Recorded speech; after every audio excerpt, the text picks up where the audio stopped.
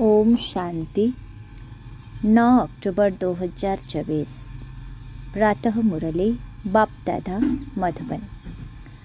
बाबा कहते मीठे बच्चे विश्वर राजत्व बाहुबल द्वारा निया जाई पारिबो नाही, सेथिपाई जोगबल आवश्यक। एहा मध्य एक नियम अटे। बाबा कहते मीठे बच्चे विश्वर राजत्व बाहुबल द्वारा निया जाई पारिबो नाही, सेथिपाई जोगबल आवश्यक। एहा मध्य एक नियम अटे। आजिर प्रश्न, शिव बाबा निजे ही निज उपरे केउं प्रकाररे आश्चर्य हेउछन्ति? शिव बाबा निजे ही निज उपरे केउं प्रकाररे आश्चर्य हेउछन्ति? उत्तर, बाबा कहउछन्ति, देख केते आश्चर्य कथा। मु तुमको पढ़ाउछि, किंतु एहा मु केबे काहा पाखरु पढ़े नाही। मोर केबे भी पिता शिक्षक गुरु नाहंती। सृष्टि चक्ररे मु पुनर्जन्म नेउ नाही, तथापि मध्य मु तुमको सबु जन्मर कहानी सुनाउछि। निजे 84 जन्मर चक्ररे आसु नाही, किंतु सारा चक्रर ज्ञान तुमको सठिक भावरे सुनाउछि। ओम शांति। आत्मिक पिता तुम संतान मानंकु स्वदर्शन चक्रधारी करुछन्ति, अर्थात तुमे एही 84 जन्मर चक्र को जानि जाउछ। आगरु ए सबु कथा जानि नथिलो, एबे तुमे बाबांक द्वारा जानिलो। तेबे एही 84 जन्मर चक्ररे तुमे निश्चित भावरे आसुछ। वर्तमान मु तुमको 84 जन्मर चक्रर ज्ञान देउछि। मु स्वदर्शन चक्रधारी अटे, किंतु वास्तवरे मु 84 जन्मर चक्ररे आसु नाही। तेणु एथिरु बुझी जिबा दरकार जे शिव बाबांक पाखरे संपूर्ण ज्ञान रहिछि। तुमे जानुछ, आमे ब्राह्मण माने वर्तमान स्वदर्शन चक्रधारी हेउछु। बाबा स्वदर्शन चक्रधारी हेउ नाहंती। पुणी तांक पाखरे अनुभव केउठारु आसिला? आमको तो अनुभव प्राप्त हेउछि। बाबा केउठारु अनुभव प्राप्त करुछन्ति? बाबा केउठारु अनुभव प्राप्त करुछन्ति जाहाकि तुमको सुनाउछन्ति? प्रत्यक्ष भावे अनुभव हेबा दरकार ना। बाबा कहउछन्ति, मोते ज्ञानर सागर कहिथांती, किंतु मु तो 84 जन्मर चक्ररे आसु नाही। तेबे मो भितरे एही ज्ञान केउठारु आसिला? शिक्षक माने शिक्षा देई थांती, तेबे निश्चित रूपे सिए आगरु शिक्षा नै थांती ना। शिव बाबा किपरि पढ़िले? एहांकु किपरि 84 जन्मर चक्र संबंधरे जଣା पड़िला, जेबे कि निजे 84 जन्मरे आसु नाहंती। तेबे बाबा बीजरूप होइथिबा कारणरु जानि थांती। निजे 84 जन्मर चक्ररे आसु नाहंती, किंतु तुमको सबु बुझाउछन्ति। एहा मध्य केते आश्चर्यर कथा। एपरि भी नुहे बाबा कौनसी शास्त्र आदि पढ़िछन्ति। कुआ जाई थाए, ड्रामा अनुसारे तांक भितरे एही ज्ञान पूर्वरु गच्छित रहिछि, जाहाकि तुमको सुनाउछन्ति। तेबे आश्चर्यजनक शिक्षक हेले ना? आश्चर्य हेबा कथा ना। एहांकु बड़ बड़ नाम दिया जाइछि, ईश्वर, प्रभु, अंतर्यामी आदि आदि। तुमे आश्चर्य हेउछ जे ईश्वरंक ठारे किभଳି समस्त ज्ञान भरी होई रहिछि। तांक भितरे केउठारु ज्ञान आसिला जाहा तुमको बुझाउछन्ति? तांकर त केही बापा मध्य नाहंती, जाहांक ठारु जन्म नेले बा बुझिले। तुमे सबु भाई भाई अट। सेही जणे किपरि तुमर पिता अटंती, सृष्टि रूपी वृक्षर बीजरूप मध्य अटंती। केते ज्ञान बसी पिलामानंकु सुनाउछन्ति? कहउछन्ति 84 जन्म मु नेउ नाही, तुमे नेउछ। तेबे निश्चित प्रश्न उठिब ना, बाबा आपण किपरि जानिले? बाबा कहउछन्ति, पिलामाने अनादि ड्रामा अनुजाई मो भितरे ପ୍ରଥମରୁ ଏହି ଜ୍ଞାନ ଭରି ହୋଇ ରହିଛି, ଯାହାକି ତୁମମାନଙ୍କୁ ପଢ଼ାଉଛି। ସେଥିପାଇଁ ତ ମୋତେ ସର୍ବୋଚ୍ଚ ଭଗବାନ କୁହାଯାଉଛି। ନିଜେ ଚକ୍ରରେ ଆସୁନାହାନ୍ତି, କିନ୍ତୁ ତାଙ୍କ ଭିତରେ ସାରା ସୃଷ୍ଟିର ଆଦି ମଧ୍ୟ ଅନ୍ତର ଜ୍ଞାନ ରହିଛି। ତେଣୁ ତୁମମାନଙ୍କୁ କେତେ ଖୁସି ହେବା ଦରକାର। ତାଙ୍କୁ 84 ଜନ୍ମର ଚକ୍ରର ଜ୍ଞାନ କେଉଁଠାରୁ ମିଳିଲା? ତୁମକୁ ତ ବାବାଙ୍କ ଠାରୁ ଜ୍ଞାନ ମିଳିଲା। ତେବେ ବାବାଙ୍କ ଠାରେ ଜ୍ଞାନ ସ୍ୱତଃ ବିଦ୍ୟମାନ ରହିଛି। ତାଙ୍କୁ କୁହାଯାଇଥାଏ ଜ୍ଞାନର ସାଗର। ସିଏ କେଉଁଠାରୁ ପଢ଼ି ବି ନାହାନ୍ତି, ତଥାପି ବି ତାଙ୍କୁ ସ୍ୱତଃ ଜଣାଅଛି। ତେଣୁ ଜ୍ଞାନର ସାଗର କୁହାଯାଇଥାଏ। ଏହା ଆଶ୍ଚର୍ଯ୍ୟର କଥା ନା? ତେଣୁ ଏହାକୁ ସର୍ବୋଚ୍ଚ ଶିକ୍ଷା କୁହାଯାଇଥାଏ। ପିଲାମାନଙ୍କୁ ବାବାଙ୍କ ଉପରେ ଆଶ୍ଚର୍ଯ୍ୟ ଲାଗୁଛି। ତାଙ୍କୁ କାହିଁକି ଜ୍ଞାନର ସାଗର କୁହାଯାଉଛି? ପ୍ରଥମତଃ ଏହା ବୁଝିବାର କଥା। ଦ୍ୱିତୀୟରେ ପୁଣି କି କଥା ରହିଛି? ଏହି ଚିତ୍ର ବା ଏହି ତ୍ରିମୂର୍ତ୍ତି ଚିତ୍ର ତୁମେ ଦେଖାଇଲେ କେହି କେହି ପଚାରିବେ ଯେ ବ୍ରହ୍ମାଙ୍କ ଭିତରେ ତ ତାଙ୍କର ଆତ୍ମା ଥିବ ଏବଂ ଇଏ ଯିଏ ନାରାୟଣ ହେଉଛନ୍ତି ତାଙ୍କ ଭିତରେ ମଧ୍ୟ ଆତ୍ମା ଥିବ। ଦୁଇଟି ଆତ୍ମା ହେଲେ ନା, ଗୋଟିଏ ବ୍ରହ୍ମାଙ୍କର ଆଉ ଗୋଟିଏ ନାରାୟଣଙ୍କର। କିନ୍ତୁ ବିଚାର କରନ୍ତୁ, ଏମାନେ କିଛି ଦୁଇଟି ଆତ୍ମା ନୁହନ୍ତି। ଆତ୍ମା ତ ଗୋଟିଏ।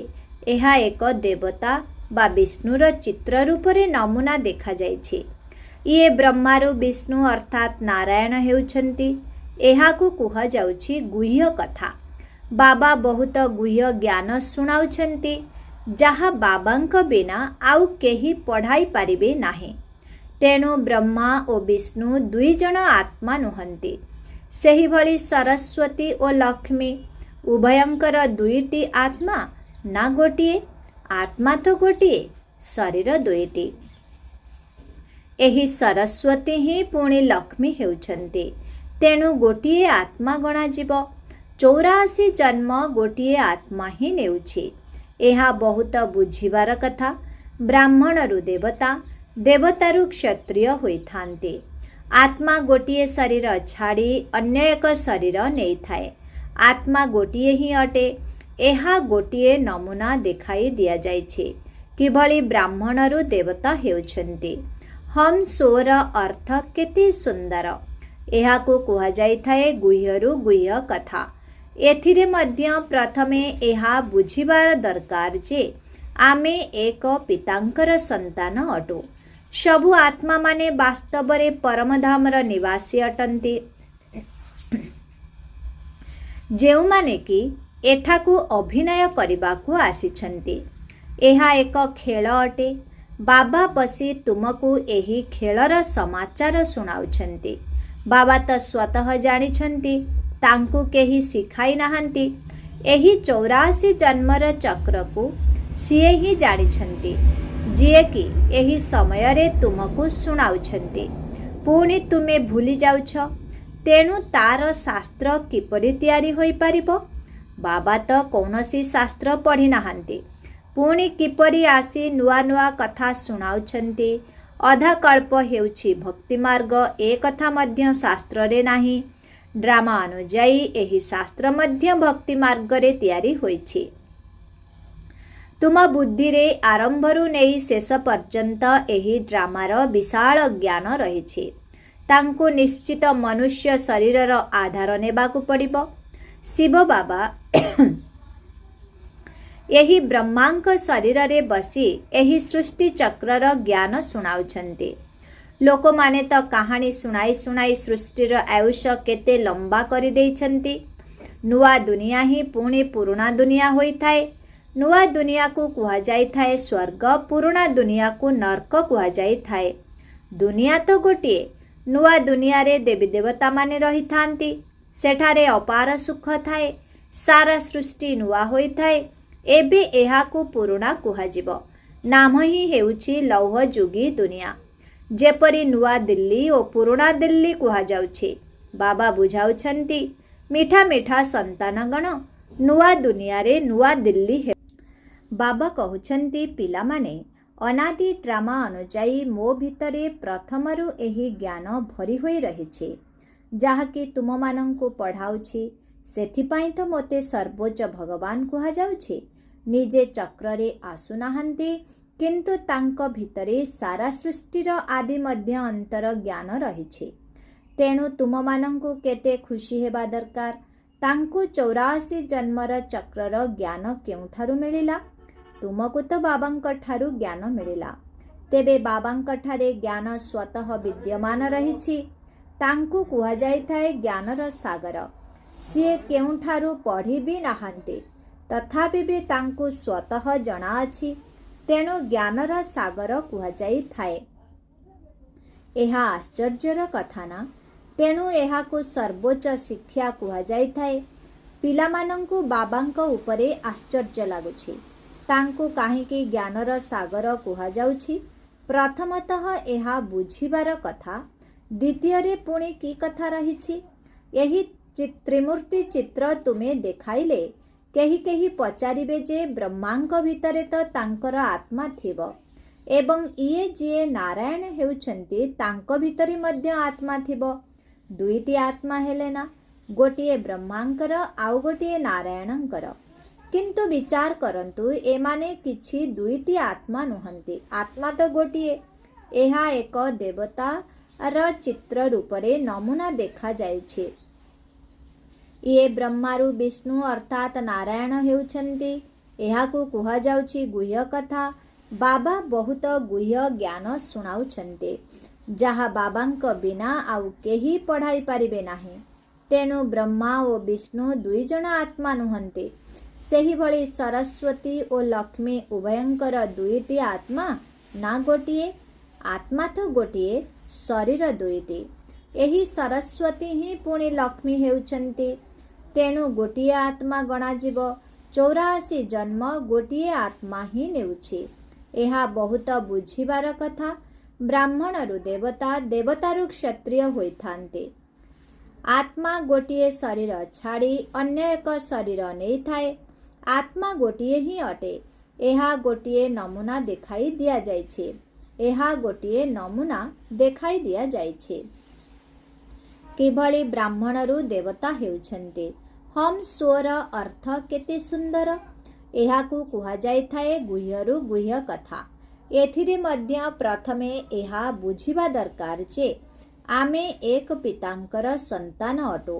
ସବୁ ଆତ୍ମାମାନେ ବାସ୍ତବରେ ପରମଧାମର ନିବାସୀ ଅଟନ୍ତି, ଯେଉଁମାନେ କି ଏଠାକୁ ଅଭିନୟ କରିବାକୁ ଆସିଛନ୍ତି। ଏହା ଏକ ଖେଳ ଅଟେ। ବାବା ବସି ତୁମକୁ ଏହି ଖେଳର ସମାଚାର ଶୁଣାଉଛନ୍ତି। ବାବା ତ ସ୍ୱତଃ ଜାଣିଛନ୍ତି। ତାଙ୍କୁ କେହି ଶିଖାଇ ନାହାନ୍ତି। ଏହି 84 ଜନ୍ମର ଚକ୍ରକୁ ସିଏ ହିଁ ଜାଣିଛନ୍ତି, ଯିଏକି ଏହି ସମୟରେ ତୁମକୁ ଶୁଣାଉଛନ୍ତି। ପୁଣି ତୁମେ ଭୁଲି ଯାଉଛ। ତେଣୁ ତାର ଶାସ୍ତ୍ର କିପରି ତିଆରି ହୋଇପାରିବ? ବାବା ତ କୌଣସି ଶାସ୍ତ୍ର ପଢ଼ି ନାହାନ୍ତି। ପୁଣି କିପରି ଆସି ନୂଆ ନୂଆ କଥା ଶୁଣାଉଛନ୍ତି? ଅଧାକଳ୍ପ ହେଉଛି ଭକ୍ତିମାର୍ଗ, ଏକଥା ମଧ୍ୟ ଶାସ୍ତ୍ରରେ ନାହିଁ। ଡ୍ରାମା ଅନୁଯାୟୀ ଏହି ଶାସ୍ତ୍ର ମଧ୍ୟ ଭକ୍ତିମାର୍ଗରେ ତିଆରି ହୋଇଛି। ତୁମ ବୁଦ୍ଧିରେ ଆରମ୍ଭରୁ ନେଇ ଶେଷ ପର୍ଯ୍ୟନ୍ତ ଏହି ଡ୍ରାମାର ବିଶାଳ ଜ୍ଞାନ ରହିଛି। ତାଙ୍କୁ ନିଶ୍ଚିତ ମନୁଷ୍ୟ ଶରୀରର ଆଧାର ନେବାକୁ ପଡ଼ିବ। ଶିବ ବାବା ଏହି ବ୍ରହ୍ମାଙ୍କ ଶରୀରରେ ବସି ଏହି ସୃଷ୍ଟି ଚକ୍ରର ଜ୍ଞାନ ଶୁଣାଉଛନ୍ତି। ଲୋକମାନେ ତ କାହାଣୀ ଶୁଣାଇ ଶୁଣାଇ ସୃଷ୍ଟିର ଆୟୁଷ କେତେ ଲମ୍ବା କରିଦେଇଛନ୍ତି। ନୂଆ ଦୁନିଆ ହିଁ ପୁଣି ପୁରୁଣା ଦୁନିଆ ହୋଇଥାଏ। ନୂଆ ଦୁନିଆକୁ କୁହାଯାଇଥାଏ ସ୍ୱର୍ଗ, ପୁରୁଣା ଦୁନିଆକୁ ନର୍କ କୁହାଯାଇଥାଏ। ଦୁନିଆ ତ ଗୋଟିଏ। ନୂଆ ଦୁନିଆରେ ଦେବୀ ଦେବତାମାନେ ରହିଥାନ୍ତି। ସେଠାରେ ଅପାର ସୁଖ ଥାଏ। ସାରା ସୃଷ୍ଟି ନୂଆ ହୋଇଥାଏ। ଏବେ ଏହାକୁ ପୁରୁଣା କୁହାଯିବ। ନାମ ହିଁ ହେଉଛି ଲୌହଯୁଗୀ ଦୁନିଆ। ଯେପରି ନୂଆ ଦିଲ୍ଲୀ ଓ ପୁରୁଣା ଦିଲ୍ଲୀ କୁହାଯାଉଛି।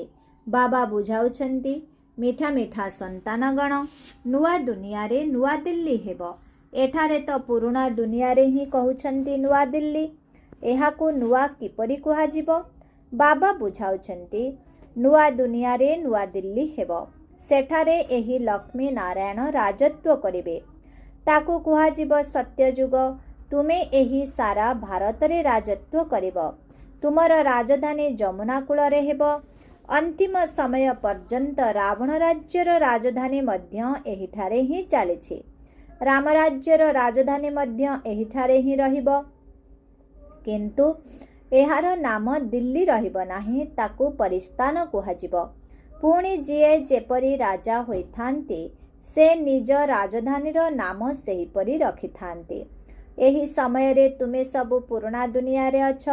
ନୂଆ ଦୁନିଆକୁ ଯିବା ପାଇଁ ତୁମେ ପାଠ ପଢ଼ୁଛ। ପୁନର୍ବାର ମନୁଷ୍ୟରୁ ଦେବତା ହେଉଛ। ତୁମର ଶିକ୍ଷାଦାତା ଏକମାତ୍ର ବାବା। ତୁମେ ଜାଣୁଛ ଉଚ୍ଚରୁ ଉଚ୍ଚ ବାବା ତଳକୁ ଆସି ରାଜଯୋଗ ଶିଖାଇଛନ୍ତି। ଏବେ ତୁମେ ସଙ୍ଗମ ଯୁଗରେ ଅଛ, ଯେତେବେଳେ କି କଳିଯୁଗ ପୁରୁଣା ଦୁନିଆ ବିନାଶ ହେବାକୁ ଯାଉଛି। ବାବା ଏହାର ହିସାବ ମଧ୍ୟ ବତାଇଛନ୍ତି। ମୁଁ ବ୍ରହ୍ମାଙ୍କ ଶରୀରରେ ଆସୁଛି। ମନୁଷ୍ୟମାନଙ୍କୁ ଜଣା ହିଁ ନାହିଁ କି ବ୍ରହ୍ମା କିଏ। ଶୁଣିଛନ୍ତି ପ୍ରଜାପିତା ବ୍ରହ୍ମା।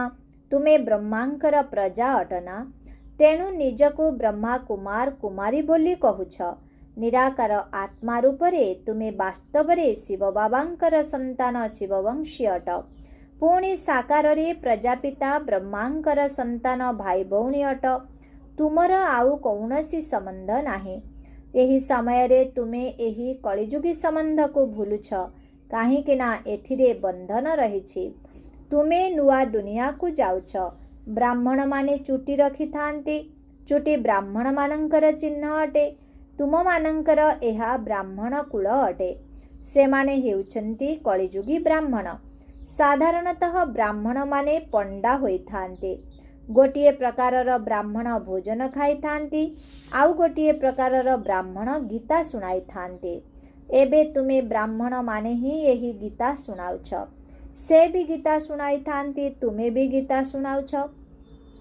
କିନ୍ତୁ ଏଥିରେ କେତେ ଅନ୍ତର ରହିଛି। ତୁମେ କହୁଛ କୃଷ୍ଣଙ୍କୁ ଭଗବାନ କୁହାଯାଇପାରିବ ନାହିଁ। କୃଷ୍ଣଙ୍କୁ ଦେବତା କୁହାଯାଏ। ତାଙ୍କଠାରେ ଦିବ୍ୟ ଗୁଣ ଅଛି। ତାଙ୍କୁ ତ ଏହି ଚକ୍ଷୁରେ ଦେଖାଯାଇପାରିବ। ଶିବଙ୍କ ମନ୍ଦିରରେ ଦେଖିବ ଶିବଙ୍କର ଶରୀର ନଥାଏ।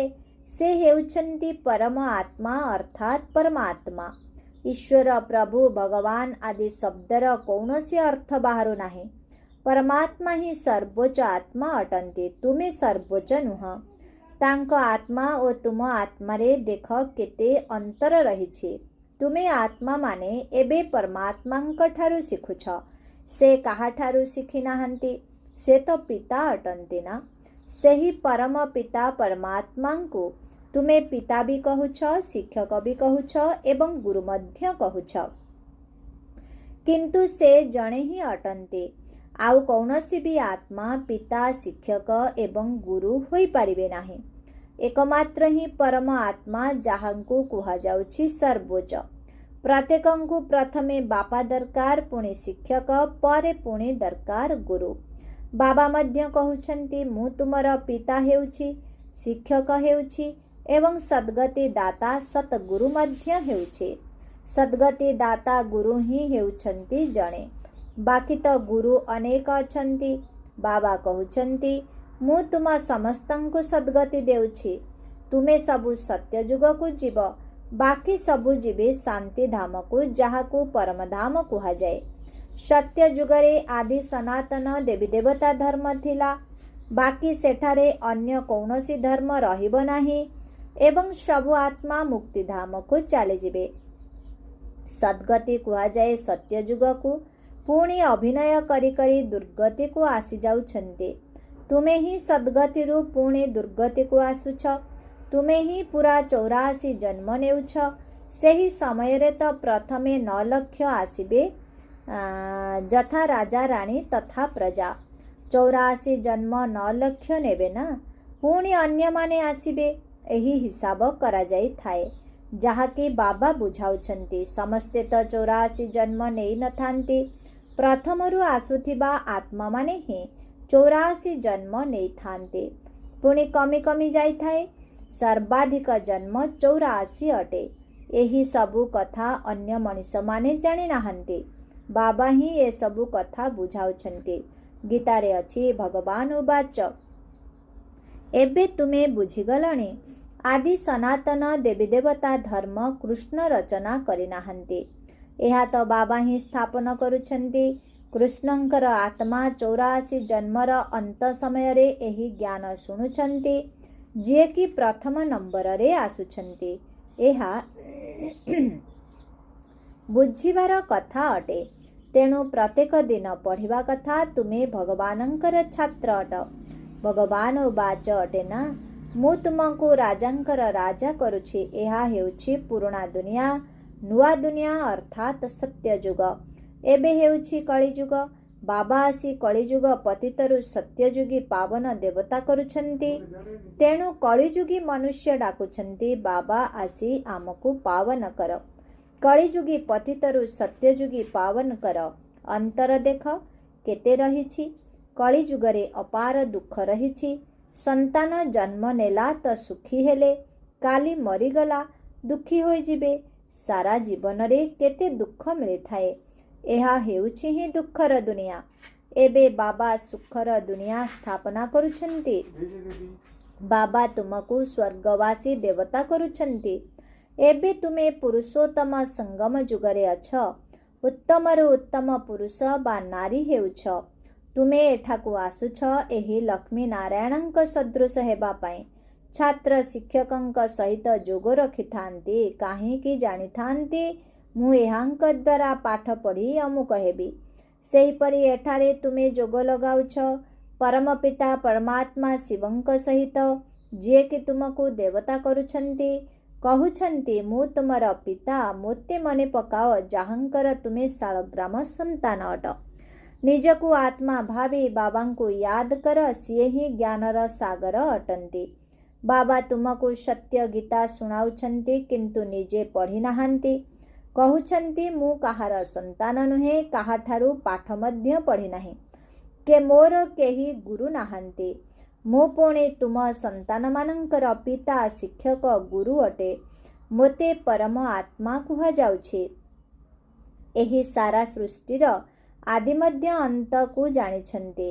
जे पर्यंत से न शुणाइछंती, से पर्यंत तुमे आदि मध्य अंत को बुझी पारिब नाही।